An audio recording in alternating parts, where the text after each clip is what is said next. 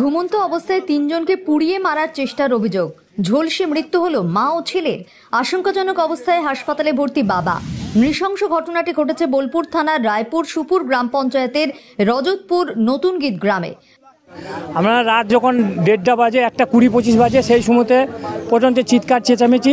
সেই অবস্থায় বাড়ি থেকে যখন উঠে এলাম, আমার বাড়ি একটু দূরেই, ছুটে এলাম। এসে দেখছি যে আমরা ভাবলাম হয়তো অন্য কিছু চোট টোট ধরা পড়ছে, আমাদের ছেলেরাও সব ছুটে এলো। কিন্তু দেখছি যে না, আমাদের একটা ভাই, তার বাড়িতে এইভাবে আগুন লাগিয়ে দেখছি তার স্ত্রী, একটা বাচ্চা এবং ও একদম পুড়ে হয়ে গেছে। সঙ্গে সঙ্গে আমরা গাড়ি করে তুলে নিয়ে সিয়ান গেছি, সিয়ান থেকে আবার বর্ধমান ট্রান্সফার করছে। আপনারা তো সব দেখছেন কী অবস্থায়। আমরা এর জন্যে এই কয়েকদিন আগে আমাদের একটা জামাইয়েরও গাড়ি পুড়িয়ে দেওয়া হয়েছে। আমরা চাইছি একটা প্রশাসন থেকে পুলিশ কুকুর নিয়ে এসে এর তদন্ত চাই এবং সিআইডি তদন্ত হোক। কারণ এইরকম একটা মর্মান্তিক ঘটনা, এই ছেলেটা কারোর সঙ্গে কোনো শত্রুতা বা কোনো দিন কারোর সঙ্গে কোনো ঝুট ঝামেলা, কারোর সঙ্গে কোনো লেনদেনের ব্যাপার হলে কেউ যদি বলেছে যে 200-500-1000 টাকা আমি তোকে দিয়ে দিয়েছি, কিন্তু তবু তার কাছে ও দ্বিতীয়বার ঝামেলা করতে জানে।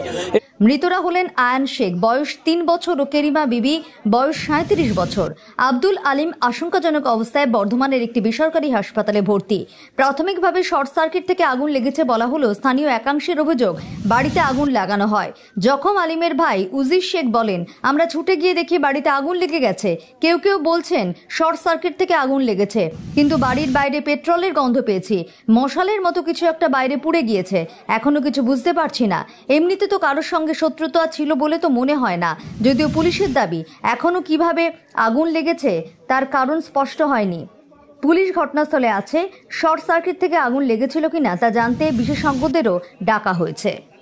এবার আমার পায়ে লেগেছিল, আমি বাথরুম থেকে এসে শুয়ে পড়লাম। এবার ওই 40 থেকে 50 মিনিটের মধ্যে আমি চিৎকারের আওয়াজ শুনতে পেয়েছি। তখন কোনোরকম বেরিয়ে এলাম আমি।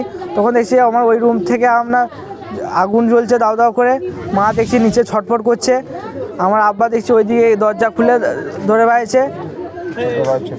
আর ছোট ভাই আমার বিছানাতে ছটফট করছে।